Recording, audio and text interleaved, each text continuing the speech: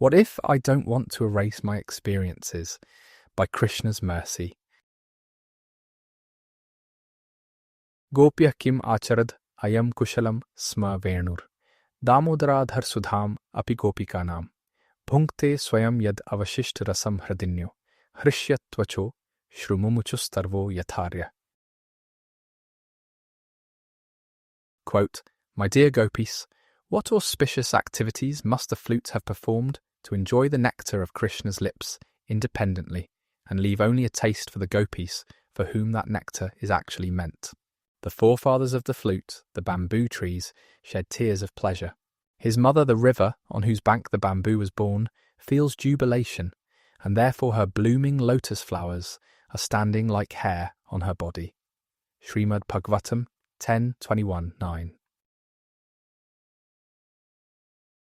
There is this sort of push within the science of self-realization to remove distinctions. Two Sanskrit words come to mind, Vishesha and Dvandva. Vishesha refers to the distinctions themselves. Someone who is Visheshyant is like an expert. They notice the distinctions. One of the ways they teach young children about objects and shapes is to look at an image of 4 items and spot which one does not belong. The Visheshjan can apply a similar vision, but across multiple fields. Sri Hanuman describes the husband of Sita Devi as Visheshags. It is a compliment. Tasya putra priyo jyeshthastharadhipanibhananaha Ramo nama visheshajyah shreshthas sarvadhanushmatam.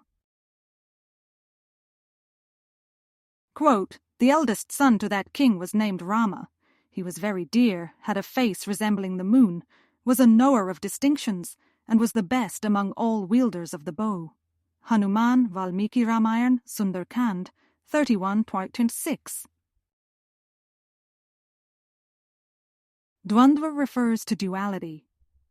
This is also something they teach children, but absent the vocabulary. They teach duality through recognizing opposites. If one bird is on top of the tree, the person on the floor is at the bottom. The duck in the pond is wet, while the dog on the grass is dry, hot and cold, young and old, male and female, attraction and aversion, like and dislike, which then lead to friend and enemy. I like this person because their association is agreeable. I dislike this other person because they annoy me. They won't stop talking. Bhagavad-gita explains that this dvandva is deluding moha. The wise person rises above. The first step is noticing the duality. We have to recognize it in order to be immune from the effects. In steps the spiritual guide. Known as the guru, they are heavy in their association because of the weight of the knowledge they carry. If they are kind enough, if they recognize sincerity in our humble approach, they might be willing to share that wisdom. The Vedic scriptures and the acharyas, or saintly teachers, are compared to expert boatmen, and the facilities of the human body are compared to favorable breezes that help the boat ply smoothly to its desired destination. Srila Prabhupada, Sri Ishopanishad 3 purport. This all ties back to my original premise, removing dualities. That is fine and good, but isn't that like wiping a slate clean? You are taking away the coverings and noticing only the spiritual essence.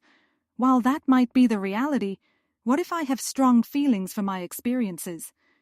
Good or bad, they shaped who I am today. They made me the person I am, and I am grateful for having had those experiences. Why should I try to relegate everything to a giant, abstract collective? How is that helpful? Does that not remove meaning to the different stages of life, the highs and lows, the ups and the downs, the triumphs and the tragedies? बिगड़ी जन्म अनेक की सुधराई अभी आजू, हो ही राम को नाम जपू तुलसी तजी कुसुमाजू. Quote, The many past births you spoiled can be rectified right now, today, if you start chanting Sri Rama's holy name and renounce bad association, says Tulsi. Dohavli 22. While the immediate remedy appears to show a negation, upon reaching the final stage there is a kind of purification. Goswami Tulsidas uses the words bigri and anek. Bigri refers to ruining or spoiling something. Anek is a negation of the word eka, which refers to one. Anek is not one, which means many. We have spoiled many lifetimes, though we have a difficult time believing. This is because only Supersoul retains perfect knowledge of past experiences, spanning multiple lifetimes. Shri Bhagavan Uvach, Bahuni me vyatitani, janmani tava charjun, tanya aham ved sarvani, natvam ved parantap. Quote, the Blessed Lord said, Many, many births both you and I have passed. I can remember all of them, but you cannot, O subduer of the enemy. Bhagavad-gita 4:5. As an exercise, we can consider experiences from this lifetime as past lives themselves. Has everything been great? Has everything been worthwhile? Did we not waste certain days away? Perhaps many years in a row are now regretted. We might appreciate that they occurred, only to have learned the lesson of what not to do. Once we figured that out, we moved on to something better. We experienced a higher taste. Vishya vinivartante, niraharasya dehinah, rasvarjam rasopya asya, param drishtva nivritate. Quote, the embodied soul may be restricted from sense enjoyment, though the taste for sense objects remains. But ceasing such engagements by experiencing a higher taste, he is fixed in consciousness. Lord Krishna, Bhagavad-gita 2:59. The past lives which were spoiled can be purified if we find the shelter of the Supreme Personality of Godhead. Then it is not like wiping a slate clean. It is more like appreciating the learning experience. Those moments are gone. Whether we look back fondly on them or have lingering trauma from the negative impact, we are in the moment right now. We have the chance to reach for something better. Sri Krishna explains that only when a person has exhausted their indulgence in sin, in pap, from past lifetimes and right now, can they approach the higher way of living, which is bhakti yoga. Yeshatva antagatam papam, jananam punya karmanam, te dvandva moh nirmukta, bhajante mam dridvrata. Quote, persons who have acted piously in previous lives and in this life, whose sinful actions are completely eradicated and who are freed from the duality of delusion, engage themselves in my service with determination.